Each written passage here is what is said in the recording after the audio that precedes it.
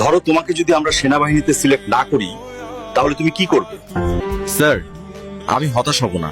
আমি আমার ভুলগুলো খুঁজে বের করব এবং পরের বার আরো ভালো প্রস্তুতি নিয়ে আসব। তোমার নাম কি এবং তোমার নামের অর্থ বলো।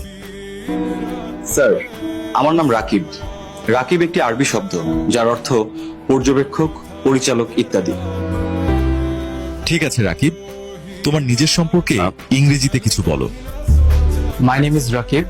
My father's name is Aslam Mia and he is a farmer. My mother's name is Ashia. I am from Rajshahi. I passed my SSC exam in 2025 with GPA 4.83 from Rajshahi College. I want to join Bangladesh Army. Very good Rakib. আচ্ছা, তুমি আমাকে বলবে কেন সেনাবাহিনীতে যোগ দিতে চাও? Sir, ছোটবেলা থেকেই আমার স্বপ্ন বাংলাদেশ সেনাবাহিনীর জলপাই রঙের পোশাক গায়ে জড়ানোর। সেনাবাহিনীর শৃঙ্খলা, সততা এবং দেশপ্রেম আমাকে মুগ্ধ করে। পুলিশ বা বিজিবিও দেশের সেবা করে, কিন্তু সেনাবাহিনীর ঐতিহ্য এবং বীরত্ব আমাকে বেশি অনুপ্রাণিত করে। তাই সেনাবাহিনীতে যোগ দিতে চাই।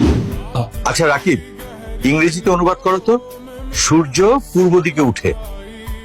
The sun rises in the east. বলো তো রাকিব, 1 কেজি লোহা আর 1 কেজি তুলোর মধ্যে কোনটি বেশি ভারী? স্যার, এখানে দুটির ওজনই সমান হবে, কারণ দুটোই 1 কেজি। মুক্তিযুদ্ধের সময় তোমার জেলা কত নম্বর সেক্টরের অধীনে ছিল এবং সেক্টর কমান্ডার কে ছিলেন? স্যার, আমার জেলা রাজশাহী মুক্তিযুদ্ধে 7 নং সেক্টরের অধীনে ছিল এবং সেক্টর কমান্ডার ছিলেন মেজর নাজমুল হক।